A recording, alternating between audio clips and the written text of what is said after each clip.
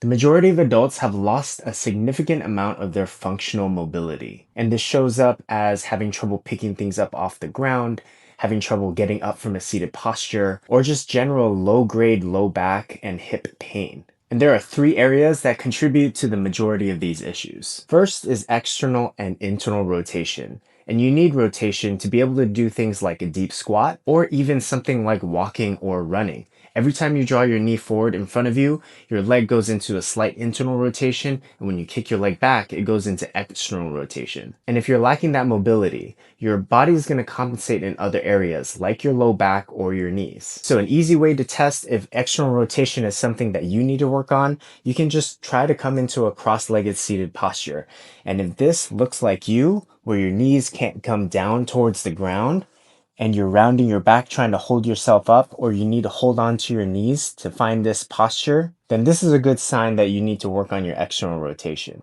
Another good test is if you're sitting cross-legged like this, but your knee is somewhere around here and you can't get it down. That also is external rotation and you need to work on it. So how we're going to work on this is we're going to start in a 90-90, taking your legs out 90 degrees and dropping your knees down off to one side. And you want to go into this posture without hands, moderately challenging, enough so that you can lift yourself back out of the posture without using your hands, but enough so that you really feel it after 5 breaths. Once you're done loading the front leg, place your hands down on either side of the front leg and internally rotate the back leg. The foot isn't going to lift up that far, and that's okay. Or if it doesn't lift up at all, that's also okay. You're looking for an 8 to 9 out of 10 in effort, squeezing up here for 5 seconds and then releasing. What you want to try and avoid is rotating your chest and using that to lift up the leg. Try to keep your chest facing forward and everything stationary except the rotation of your hip.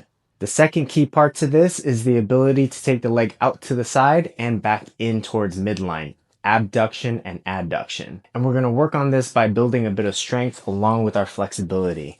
You're going to start off with one leg out in front of you, knee over the ankle, and with the back leg, you're going to drop it in at a diagonal. And here, before we get into the stretch, you want to squeeze the legs together, almost like you're trying to create a little crease on the mat from the squeezing action. And then you're going to bend into the front knee, stretching out the inner thighs while you're holding on to that engagement. Hold it here for 5 seconds, come out of it, take a break, and then come back in.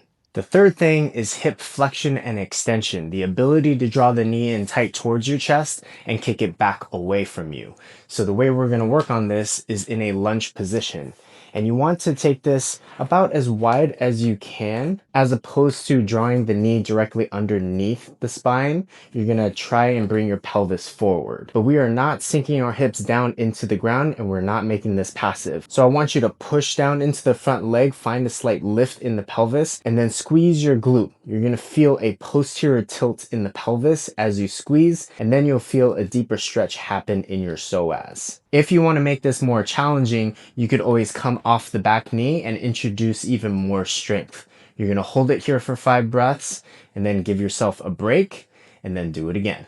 And it doesn't need to be an hour-long session. What's going to matter more is consistency over days. So if you take the next 30 days just to do these 3 movements, you're going to see some mobility come back into your hips, and maybe even some of that low back pain or hip pain or knee pain start to fade away. All right, keep me updated in the comments if you're doing this. I would love to hear how it goes for you.